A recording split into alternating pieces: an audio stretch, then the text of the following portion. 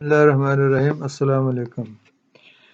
لگائی بجھائی کے معنی چغل خوری، اور چغل خوری کا مطلب ہے لگائی بجھائی، یعنی ایک کی بات دوسرے تک پہنچانا اور باہم اختلاف پیدا کرنا۔ اسے گناہ کبیرہ بھی کہا گیا ہے۔ مسلم شریف کی حدیث ہے، حضرت عبداللہ بن مسعود رضی اللہ تعالیٰ عنہ سے مروی ہے کہ محمد صلی اللہ علیہ وآلہ وسلم نے فرمایا کہ میں تمہیں نہ بتاؤں کہ العزیٰ کیا ہے؟ پھر خود ہی فرمایا کہ وہ چغلی کھانا ہے، یعنی لوگوں کے درمیان میں جھگڑے اور فساد کے لیے بات کرنا، ایک دوسرے تک پہنچانا جس سے وہ آپس میں لڑائی جھگڑے پر اتر آئیں۔ روزمرہ زندگی میں بھی یہ عام مستعمل ہے کہ ادھر کی بات ادھر اور ادھر کی بات ادھر کر کے نفاق ڈالنا اور غیبت کرنا وغیرہ۔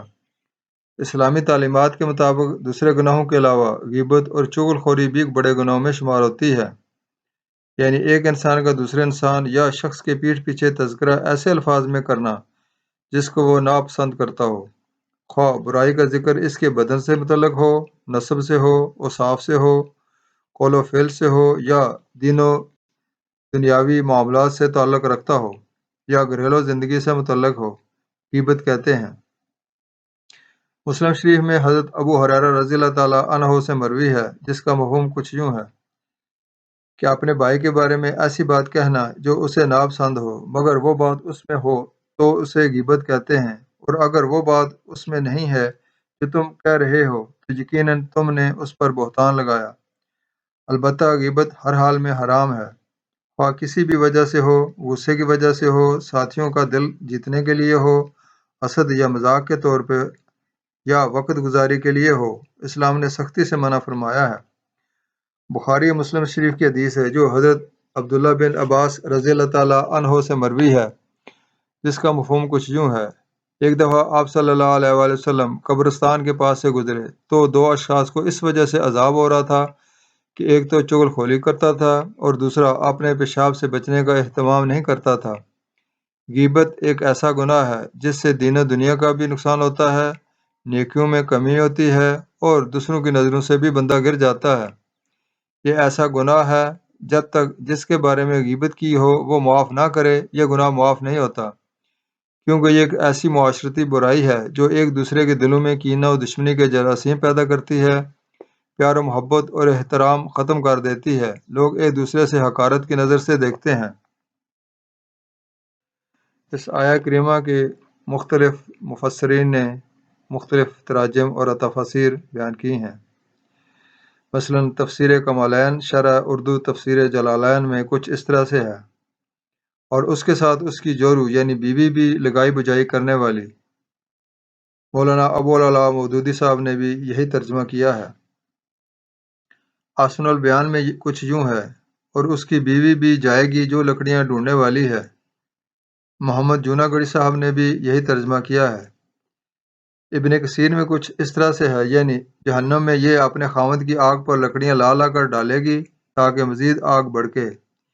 یہ اللہ کی طرف سے ہوگا، یعنی جس طرح یہ دنیا میں اپنے خاوند کی اس کے کفر و عناد میں مددگار تھی، آخرت میں بھی عذاب میں اس کی مددگار ہوگی۔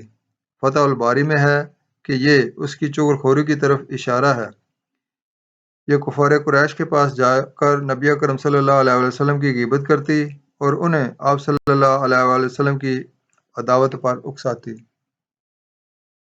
اس آیہ کریمہ کے بھی مختلف تراجم کیے گئے ہیں، البتہ خلاصہ یہی ہے، یعنی بے وقار، کمینہ، عیب گو، چگلیاں لیے پھرنے والا، یعنی اشارہ باز، چگلیاں کھانے والا، لگائی بجائی کرنے والا۔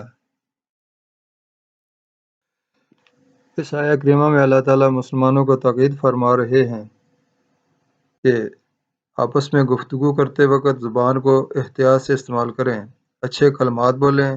اسی طرح اگر کفار و مشرکین اور یہاں تک کہ اہل کتاب سے اگر مخاطبت کی ضرورت پیش آتی ہے تو ان سے بھی مشفقانہ اور نرم لہجے میں گفتگو کریں۔ بخاری شریف کی حدیث ہے، آپ صلی اللہ علیہ وآلہ وسلم نے فرمایا، چغل خور جنت میں داخل نہیں ہوگا۔ ایک اور حدیث جو حضرت عبد الرحمن ابن غنم اور اسما بنت یزید سے روایت ہے کہ نبی اکرم صلی اللہ علیہ وآلہ وسلم نے فرمایا کہ اللہ کے بہترین بندے وہ ہیں کہ جب دیکھے جائیں تو اللہ یاد آ جائے، اور اللہ کے بدترین بندے وہ ہیں جو چغلی سے چلیں، دوستوں کے درمیان جدائی ڈالنے والے سے، اور پاک لوگوں میں عیب ڈھونڈنے والے۔ لہٰذا اللہ تعالی ہمیں اور آپ کو اچھے اخلاق اور نیک اعمال کی توفیق عطا فرمائے، برے اخلاق اور ناپسندیدہ اعمال سے بچائے، اور ہمیں اپنا سیدھا راستہ دکھائے، چغل خوروں اور چغلی سے بچائے۔ آمین یا رب العالمین۔